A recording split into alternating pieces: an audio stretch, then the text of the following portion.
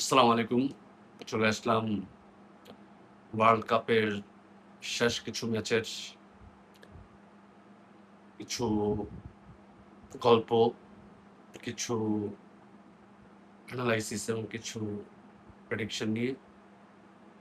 এই ওয়ার্ল্ড কাপে ১০৪ টা ম্যাচ ছিল ইন টোটাল। সো যদি এভাবে বলেন ১০০ টি ম্যাচ হয়ে গিয়েছে, ২ টি সেমিফাইনাল, তৃতীয় নির্ধারণী ম্যাচ অ্যান্ড ফাইনাল হয়েছে। তো কিছু গল্প দিয়ে স্টার্ট করি। সেটা হচ্ছে যে আমি শুরুতে একটা প্রেডিকশন করেছিলাম।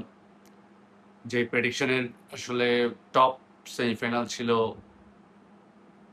প্রথম দুইটা আমার মিলছে ফ্রান্স অ্যান্ড স্পেন। এদিকে ছিল আর্জেন্টিনা ভার্সেস ব্রাজিল। বাট আমি বুঝে ব্রাজিলকে বেশি উঠে ফেলছিলাম, ঠিক হয় নাই।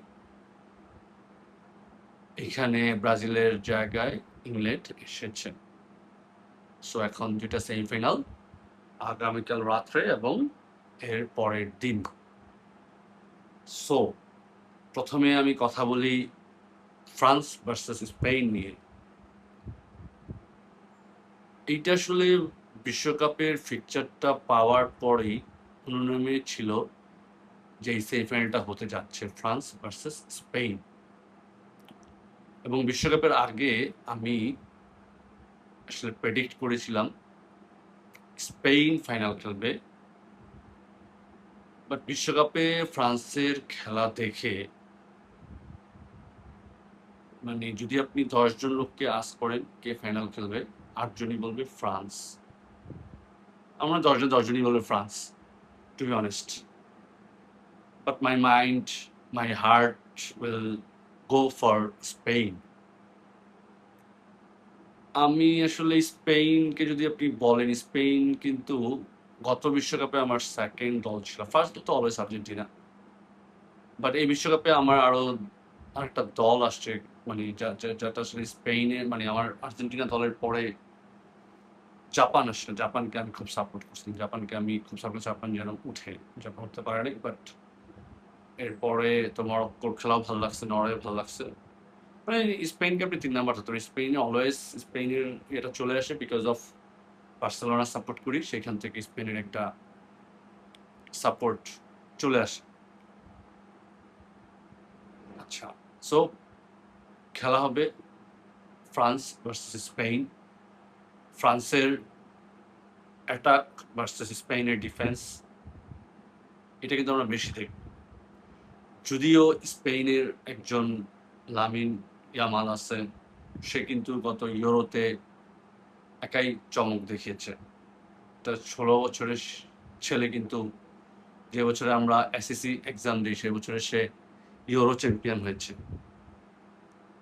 থিঙ্ক করেন যে এই গেমে যদি স্পেন কোনো চেঞ্জ করতে পারে, গেম চেঞ্জার, সেটা হচ্ছে লামিন ইয়ামাল। বিশ্বাস করি যে ও যদি কোনোভাবে ওর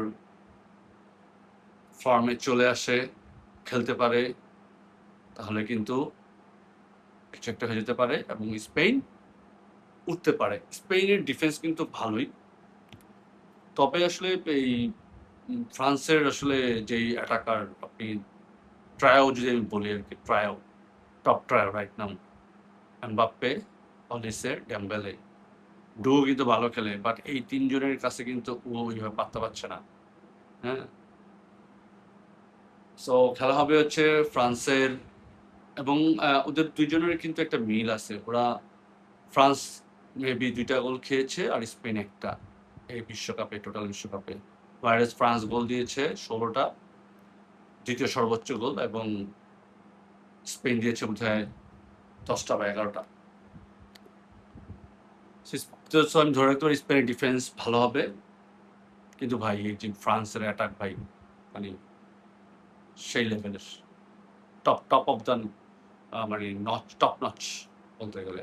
হ্যাঁ, তবে কুবার্সি বলছে যে আমরা চেষ্টা করব এমবাপ্পেকে কিভাবে আটকে রাখা যায়।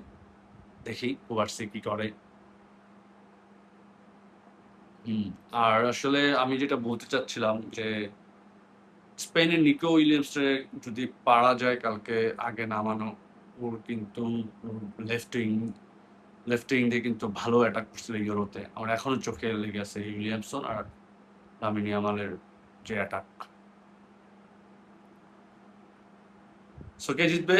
এটা জিতবে যদি আমি প্রেডিকশন করি তাহলে my prediction will go for Spain. আমি চাই স্পেন উঠুক। আমি চাই মেসি ভার্সেস লামিন ইয়ামালের ফাইনাল। ওকে, আপনারা কি চান বলতে পারেন। Thank you. আসসালামু আলাইকুম।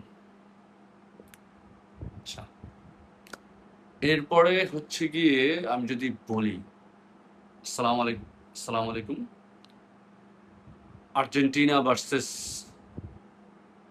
ইংল্যান্ডের দ্বিতীয় সেমিফাইনাল অনুষ্ঠিত হবে বৃহস্পতিবার রাত, বুধবার দিন যে বৃহস্পতিবার রাত 1টায়। আসলে আর্জেন্টিনা ভার্সেস ইংল্যান্ডের ম্যাচের যদি আমি প্রেডিকশন করতে চাই, প্রেডিকশন আগে আমার কিছু গল্প বলতে হবে। আমি জানি গল্পে আপনারা ইউটিউবে এখন অনেক জায়গায় অনেক ধরনের গল্প পাচ্ছেন, তাদের সেই রাইভেলারি গল্প। বাট আমার এখনো মনে আছে 2002 সালে ইংল্যান্ডের কারণে কিন্তু আর্জেন্টিনা গ্রুপ পর্ব থেকে বাদ হয়ে যায়, মাইকেল ওয়েনের একটা গোল। হ্যাঁ, যে তো অনেক রাইভেলারি আছে। আপনারা যে বলেন এই যে এই হ্যান্ড অফ গড ম্যারাডোনা বলছিল যে যে গোলটা দিছে ঈশ্বরের হাত ছিল।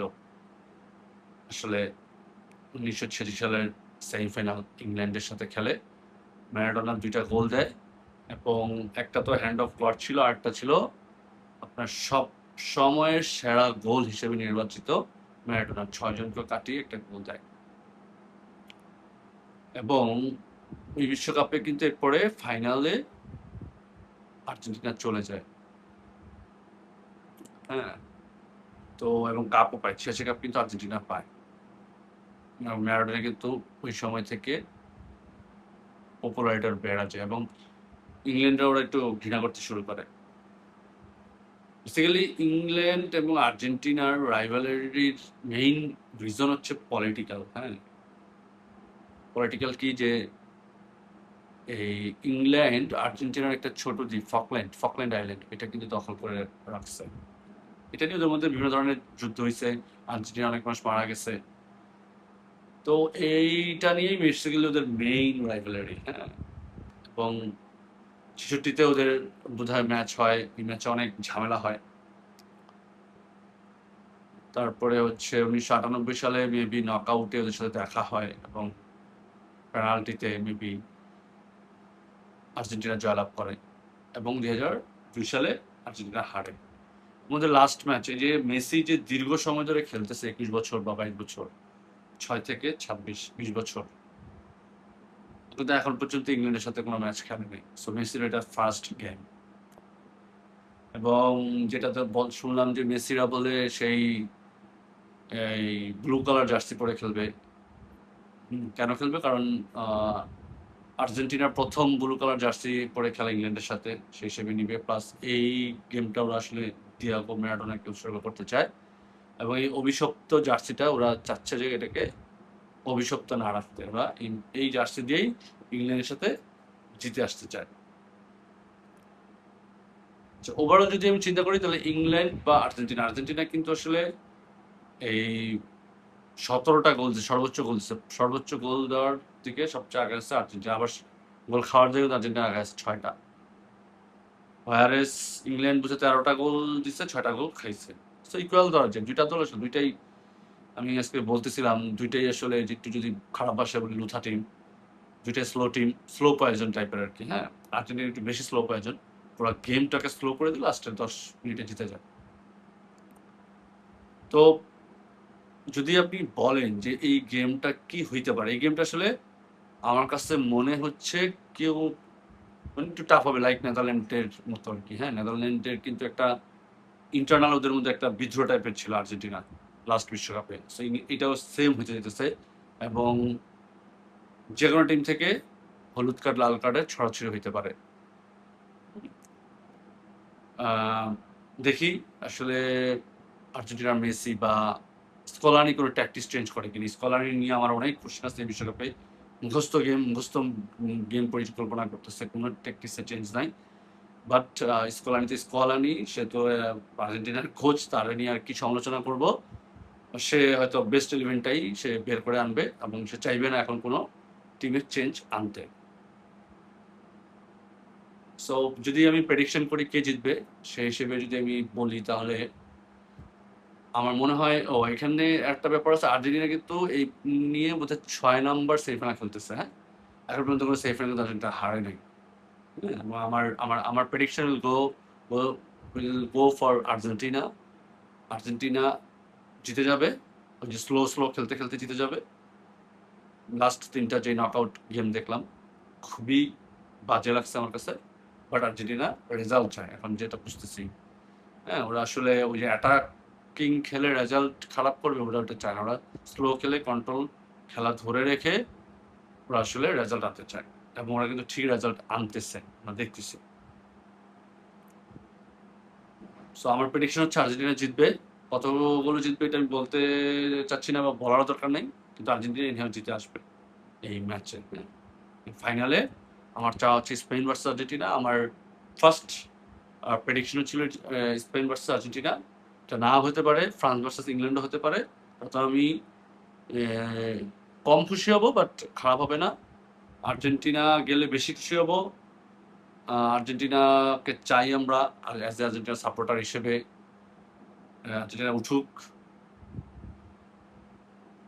মেসি আসলে কি করে দেখবো যদি ফাইনাল খেলে, এবং সেই ফাইনালে যদি মেসির বিদায় হয়ে যায় কি হবে না। অনেক ধরনের দেখতেছি আর্টিকেল লিখতেছেন মেসির লাস্ট ম্যাচ হতে পারে ইংল্যান্ডের সাথে, হতে পারে, আমরা অ্যাকসেপ্ট করে নিব। আমরা দেখবো মেসির শেষ বিদায়, মেসি কিভাবে বিদায় নেয় এটা দেখার আশায় আছি। ইংল্যান্ড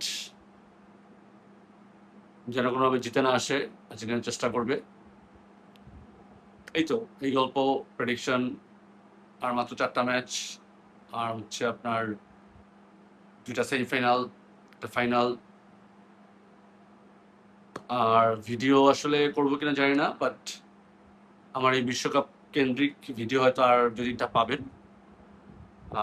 এর বেশি হয়তো আর পাবেন না আশা করি। সামনে হয়তো উয়েফা চ্যাম্পিয়নশিপের সময় কিছু ভিডিও আবার পেতে পারেন। এটা হচ্ছে আমার just final, semifinal, quarter final, knockout স্টেজের পরে যে হয়তো 2-একটা ভিডিও পেতে পারেন। সো এই ছিল ভিডিও আজকের। Thank you so much. আসসালামু আলাইকুম।